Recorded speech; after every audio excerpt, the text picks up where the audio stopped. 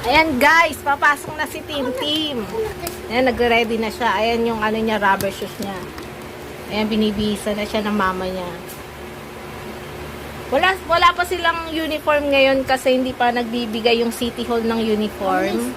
Shout out sa City Hall, magbigay na ng uniform. So ito na nga.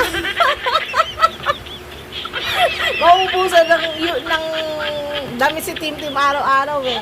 Ayan na, binibisan. Bawal kasi sa kanila yung short, sabi ng teacher. So, yun na nga kailangan, pantalon or jogging pants. So, ngayon, ang outfit ni Tim Tim for today's video ay jogging pants na gray at saka white na t-shirt. Tapos naka-rubber shoes siya. Ayan. Tapos naka-bed. Ano nararamdaman mo ngayon, Tim? Masaya ka ba? Masaya ka ba? Excited ka ba? Uurong ka? Masaya. Masaya. Masaya daw siya. Sige. Ay, guys, mamaya papatingin namin sa inyo yung whole na outfit niya mamaya after bihisan ng mamaya. Yan na si Tim Tim, bro. Tignan natin yung outfit. Tignan muna natin. Mula sa pababa. Yan. Apat, ano ka? Ikot. Ikot ka. Ay, galing ah. Ang pogi, ali ka dito. Ang pogi naman yan. Kita mo dito lang po. Saan ka pupunta? O, bless ka na, bless. Aral mabuti ha. O, sa akin. Ano ba yan? O, dali, sa akin. Kiss ako, kiss. Let's go. O, kiss na. Kay Lolo. Bless kay Lolo. O, babay ka na dito. Babay ka na sa kanila. Bye. See you mamaya daw. Mamaya. Yan na guys, papasok na si Tim Tim dyan sa school nila, sa room nila, kasama yung mama niya. Ayan, tumitingin-tingin pa siya sa mama niya kasi syempre, first time niya mag-school. So, gusto niya kahit papano nakikita niya pa mama niya habang papasok siya sa school kasi inaalalayan pa siya kung saan siya uupo. Ayan na nga guys, tapos upo siya doon sana sa likod kaya lang gusto ng mama niya sa harapan. Maganda rin naman talaga kapag sa harapan ng teacher para mas naintindihan ni Tim Tim ang mga activities na gustong mangyari ng teacher para sa kanila. So yan na nga si Tim Tim, medyo nangangapa pa dyan ng mga oras na yan kasi syempre bago sa paningin niya eh.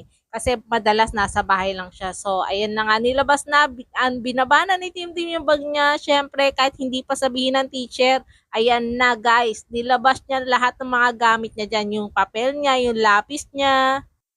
Talaga nga naman si Tim Tim ay masunurin o napaka-advance. Wala pa naman sinasabing teacher niya na ilabas yung papel, yung lapis o yung mga nasa loob ng bag niya. Talagang nilabas niya na handang-handa na talaga si Tim Tim sa school niya at handang-handa na siyang matuto. Super excited talaga yan talaga si Tim Tim mag-aral talaga. Ayan, tumitingin-tingin pa siya dyan maya-maya sa gilid niya, sa mga paligid niya kasi syempre, nagtataka siya, ang dami-daming bata, ganyan. Kumbaga, parang bagong-bago talaga sa paningin niya. Yan na nga.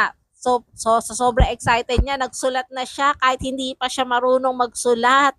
Mga linya lang naman yung alam niya sa ngayon, yung straight line, yung pahalang, ganyan.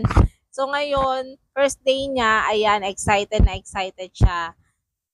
Hindi ko alam kung ano pang kinakalkal ni Tim Tim sa bag niya. Konti lang naman ang laman ng bag niya. Hindi na lang kasi labas lahat ng mga gamit niya sa bag niya para hindi na siya nahihirapan.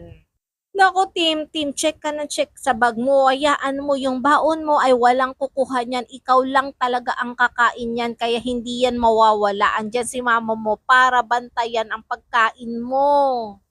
To the busy ang person. Teka, wala pa naman pinapagawin teacher mo sa'yo ah. Bakit parang busy-busy ka sa pagsusulat dyan? Yun na nga guys, naggawa na ng activities ang teacher at lahat sila ay pinatayo. Hindi ko alam kung anong activities yan pero ayan, binidyohan ng mama niya. Si Tim Tim nasa harapan as usual dahil gusto rin ni Tim Tim na nasa harapan siya para naman mapakinggan niya lalo ang mga sinasabi ng teacher. Yan, kala mo naman, Tim Tim, sobrang bait. Pero dito naman sa bahay, napakakulit. Habang pinapanood ko pala ang video na yan, naku, si Tim Tim ba talaga yan? Kasi dito sa bahay, sobrang kulit talaga ni Tim Tim. Pero sa school pala ay sobrang tahimik at masunurin sa teacher talaga. Lahat ng pinapagawa ng teacher talagang gagawin talaga ni Tim Tim. Ayan na guys, tinuturo na ni teacher kung ano yung mga gagawin. Ayan, inalalayan na si Tim. Kaya to the sunod si person. Ayan, sunod-sunod talaga si Tim. Very good. Kaya naman after ng school na yan, nako, hindi ko lang nabidyohan guys. Meron siyang tatak ng star. So, ang walang katapusang star sa mga prep school. Siyempre naman, tuwan-tuwa si Tim after niya ipakita sa amin ang kanyang star. Ibig sabihin niya ay very good siya. Hindi ko lang na-videohan yung kanyang star sa kanyang braso. First day school, tapos first star pa. So, tuwa-tuwa talaga si Tim kasi meron siyang tatak ng star na very good. Kaya naman sabi namin kay Tim, naku Tim, very good ka talaga. Congratulations sa unang araw ng iyong pag-aaral. Hindi pala iniwan ng mama ni Tim si Tim yung oras na yan kasi lahat naman ng mga nanay ay nasa loob din ng room nila. Sabi ng teacher tsaka na lang sila iwanan kapag medyo nasanay-sanay na yung mga bata sa loob ng room at sa mga nakapaligid sa kanilang mga bata rin. At sabi rin ni Tim ay meron na rin siyang kaibigan. Kaya lang nung tinanong ko kung anong pangalan, ay nako, ang sagot ba naman sa akin ay hindi niya alam.